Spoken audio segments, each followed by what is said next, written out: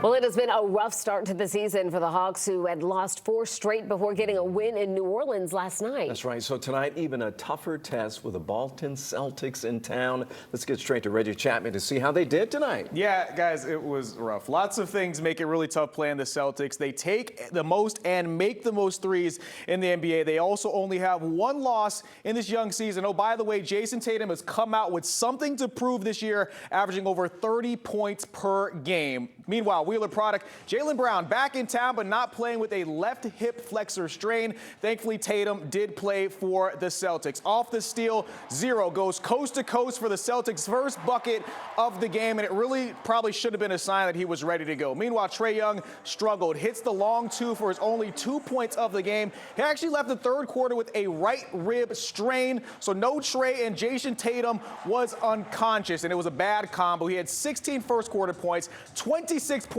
at the half, and 6 threes. He was unguardable. He finished with a game-high 28 as the Hawks get blown out by a final of 123-93. Here's Coach Snyder post-game on Trae Young.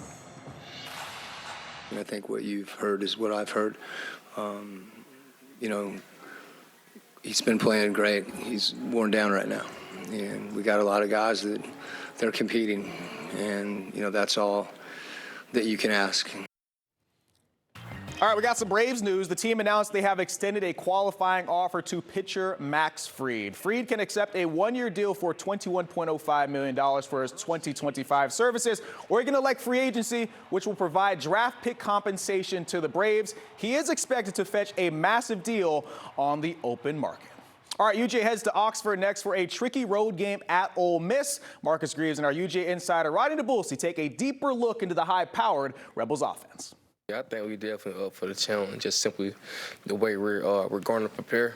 Ole Miss, they're nice. They're especially on offense. Jackson Dart's been fantastic this last game against Arkansas. They tied or broke 13 school records. Is there anything that Georgia can do to slow them down, or is this going to turn into a shootout? I think they can slow them down. Arkansas, no offense to Sam Pittman, one of my favorite guys I've ever met in the coaching profession. This ain't Arkansas.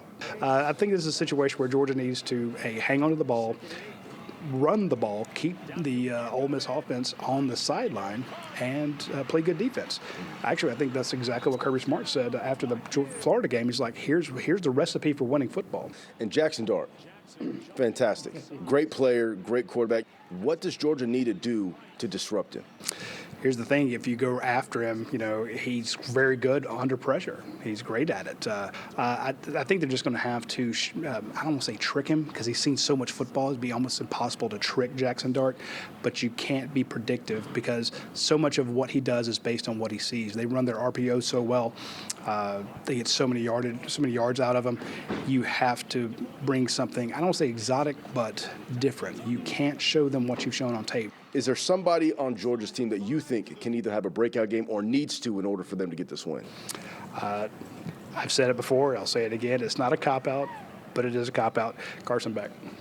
This team will go as Carson Beck goes. Well, Ole Miss is a desperate team. They know they need to win out if they want to make the college football playoff. Vaught Hemingway Stadium in Oxford is going to be electric. I know that for a fact. I've been there. It's really, really cool. Georgia's going to have to pull out a win. It's going to be a really good game. Well, we can do it.